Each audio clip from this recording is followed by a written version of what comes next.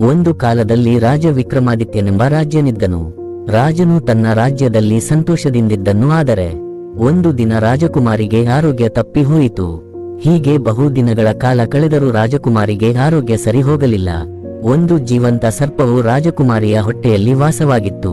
ಆ ಹಾವು ರಾಜಕುಮಾರಿಯನ್ನು ತನ್ನ ವಶದಲ್ಲಿ ತೆಗೆದುಕೊಂಡಿತ್ತು. ರಾತ್ರಿಯಾದ ತಕ್ಷಣ ಸ್ವಲ್ಪ ಹೊತ್ತು ಅದು ಅರಮನೆ ಬಿಟ್ಟು ಕಾಡಿನ ಹತ್ತಿರ ಹೋಗುತ್ತಿತ್ತು ಮತ್ತು ಬೆಳಿಗ್ಗೆ ಆಗುವುದರೊಳಗೆ ಮತ್ತೆ ರಾಜಕುಮಾರಿಯ ಹೊಟ್ಟೆ ಒಳಗೆ ಸೇರಿಕೊಳ್ಳುತ್ತಿತ್ತು. ಆದರೆ ಈ ವಿಷಯ ಅರಮನೆಯಲ್ಲಿ ತಿಳಿದಿರಲಿಲ್ಲ. ಅರಮನೆಯಲ್ಲಿ ಮಂತ್ರಿಗಳು, ಸ್ವಾಮಿಗಳು ಎಲ್ಲರೂ ಸೇರಿದರು. ಎಲ್ಲರೂ ಏನಾಯ್ತು ರಾಜಕುಮಾರಿಗೆ ಯಾರಿಗೂ ತಿಳಿಯಲಿಲ್ಲ. ಆಗ ಅರಮನೆಯ ಹೊರಗಿಂದ ಲಕ್ಕನ್ ಬರುತ್ತಾನೆ. ಅಲ್ಲಿ ಎಲ್ಲರನ್ನೂ ವೀಕ್ಷಿಸುತ್ತಾನೆ. ಸಂಜೆ ಆದ ಮೇಲೆ ಎಲ್ಲರೂ ಅರಮನೆಯಿಂದ ಹೊರಟರು. ಆವಾಗ ಲಕ್ಕನ್ ರಾಜನ ಮಂತ್ರಿ ಹತ್ರ ಹೋಗಿ, ನೋಡಿ, ಎಲ್ಲರೂ ಪ್ರಯತ್ನ ಮಾಡಿದ್ದಾರೆ, ಇನ್ನು ನನಗೆ ಒಂದು ಬಾರಿ ಕೊಡಿ, ನಾನು ನಿಮ್ಮ ರಾಜಕುಮಾರಿಯ ಕಾಯಿಲೆಯನ್ನು ನಿವಾರಿಸುತ್ತೇನೆ. ಈ ಮಾತುಗಳನ್ನು ಕೇಳಿ ಮಹಾರಾಜನು ಎಲ್ಲ ಕಡೆಯಿಂದ ನಿರಾಶನಾಗಿದ್ದ.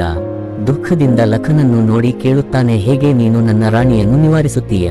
ಲಕ್ಕನ್ ನಮಸ್ಕರಿಸುತ್ತಾ ಹೇಳುತ್ತಾನೆ, ಮಹಾರಾಜರೇ, ನನಗೆ ಒಂದು ರಾತ್ರಿಗಳ ಕಾಲ ಮಹಾರಾಣಿಯ ಹತ್ತಿರ ಪ್ರಶಾಂತವಾಗಿರಲು ಬಿಡಿ, ನಾನು ನಿವಾರಿಸುತ್ತೇನೆ.